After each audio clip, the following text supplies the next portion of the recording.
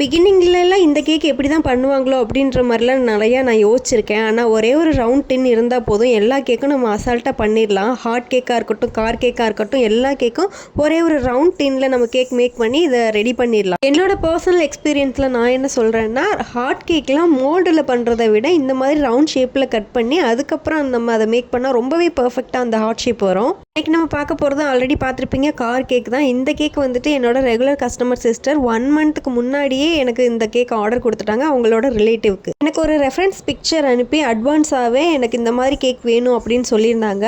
But இதே மாதிரி cake அவங்க கொடுத்த பிக்சரில் வந்து க்ரீன் கலர் க்ரீம் இருந்தது. பட் அவங்க சொன்னது வந்துட்டு ரெஃபரன்ஸ் பிக்சரில் உள்ள மாதிரி கார் அப்படியே வேணும், பட் க்ரீம் மட்டும் க்ரீன் கலரில் வேணாம், எனக்கு பிஸ்கட் ப்ரௌனில் பண்ணி கொடுத்துருங்க அப்படின்னு சொல்லியிருந்தாங்க. அதே மாதிரி நம்ம பண்ணிட்டோம். அவங்க சொன்ன மாதிரியே கேக்கை ரெடி பண்ணி நான் மிரர், விண்டோஸ் எல்லாத்துக்குமே அந்த பிளாக் கலரில் அவுட்லைன் கொடுத்துட்டு இதை ஃபினிஷ் பண்ணிக்கிட்டேன். காருக்கு வந்து டயர் வந்து போடணும்ல மெயினில், அதனால நான் ஓரியோ பிஸ்கெட்ஸ் வச்சு இந்த டயரை வந்து நான் ஃபுல்ஃபில் பண்ணிக்கிட்டேன். இந்த கேக்கோட ப்ரைஸ் என்னன்னு கேட்பீங்க. 1 kg பட்டர்ஸ்காட்ச் ஃப்ளேவரில் நான் பண்ணியிருக்கேன். கேக்கில் வந்து என்னென்னலாம் அந்த ஒர்க் இருந்ததோ எல்லாத்தையுமே மைனூட்டாக பார்த்து நான் எல்லாத்தையுமே கரெக்ட் பண்ணி எடுத்துக்கிட்டேன். ஃபைனலாக அந்த கண்ணு இருக்கும், காருக்கு கண்ணு போட்டிருந்தாங்க. ஸோ அதையும் பார்த்துட்டேன். என் வீட்டுக்கார் இண்டிகேட்டர் லைட் எங்கப்பா அப்படின்னு சொல்லி கேட்டிருந்தாங்க. அதை மட்டும் நான் ஃபவுண்டனில் பண்ணி ரெடி பண்ணிவிட்டேன். ஃபைனலாக கேக்கோட அவுட்புட் இப்படி தான் இருந்தது. உங்களுக்கு இந்த வீடியோ பிடிச்சிருந்தா மறக்காமல் லைக் அண்ட் சப்ஸ்கிரைப் பண்ணி சப்போர்ட் பண்ணுங்கள். பாய்.